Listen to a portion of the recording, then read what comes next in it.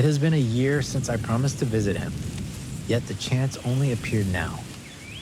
So I took my car and set out on an 80-kilometer journey to this quiet oil town by the Hooghly River, an industrial enclave shaped by the wealth of black gold. Money flows here, weaving opportunity into every corner. In the midst of steel and concrete, you can still see clusters of tall trees and sparkling ponds, small havens of nature resisting the march of industry.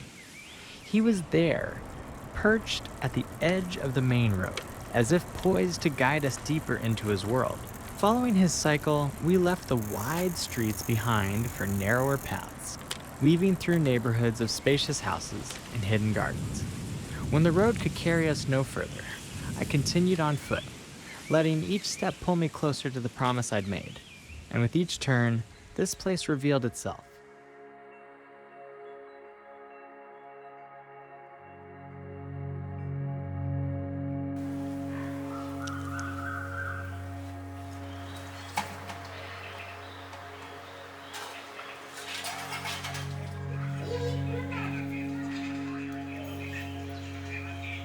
From here, the neighborhood seems wrapped in a gentle hush. The sun outside may be harsh, but through these walls it feels soft, almost reassuring. People go about their routines, unhurried, content in their own quiet rhythms.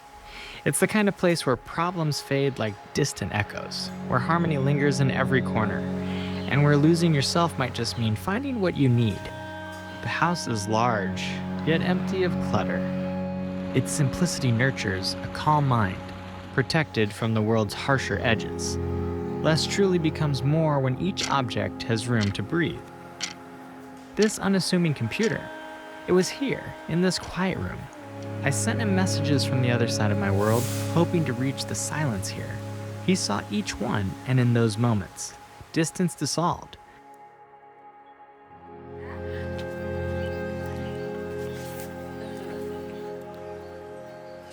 After a brief rest, he led me to the backyard, a quiet realm where his extended family lives, bound by strong ties.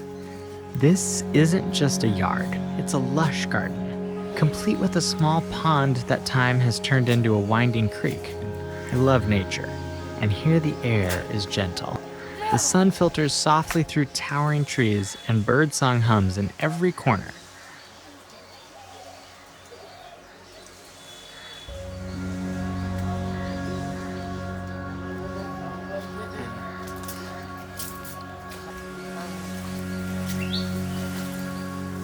He led me deeper into the forest, where a family member collecting dry leaves and bark, what was needed to start cooking. He moved carefully, hesitant to guide me any farther, mentioning reptiles, bugs, and unseen dangers.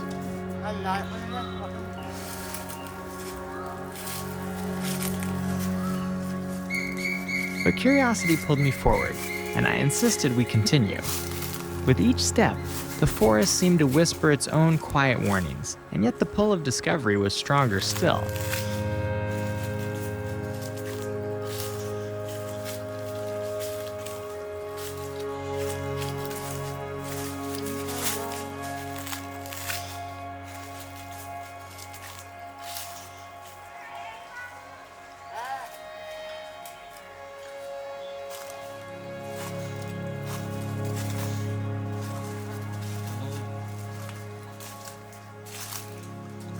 His cat resting under shadow.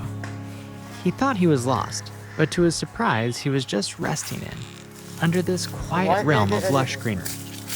Everything about this place feels like a forest sanctuary.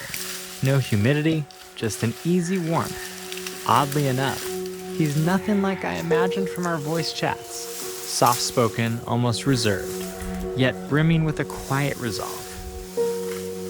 Life hasn't always been kind, but his willpower remains unbroken. Seeing him in these sunlit spaces, surrounded by family and nature, makes it clear no hardship has ever truly shaken his spirit. Our time in the creek ended with a quiet call, his mother beckoning us back for lunch. We shared a few words, but the real mystery was how quickly the hours slipped away. 5 hours felt like 5 minutes. Proof that, as someone once said, when the heart is at ease, time itself becomes weightless. By late afternoon, the sun's fierceness had faded into a gentle glow, draping the house and neighborhood in a golden hush.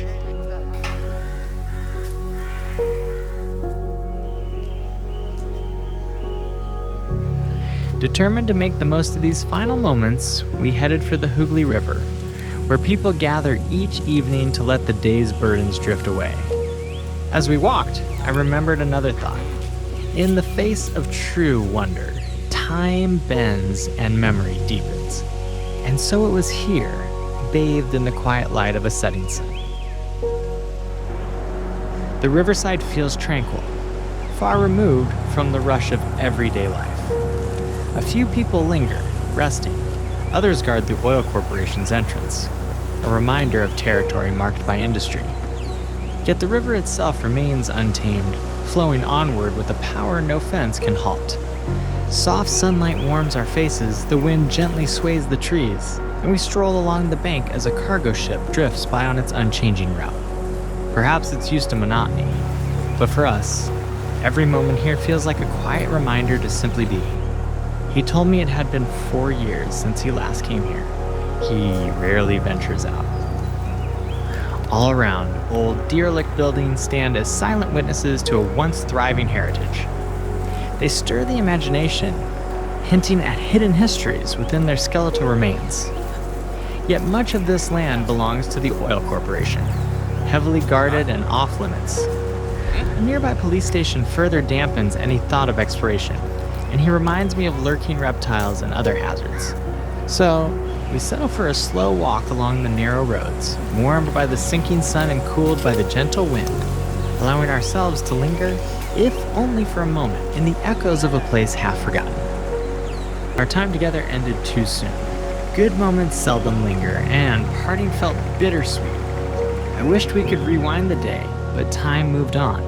All we can do is hope for another reunion, another chance to make memories.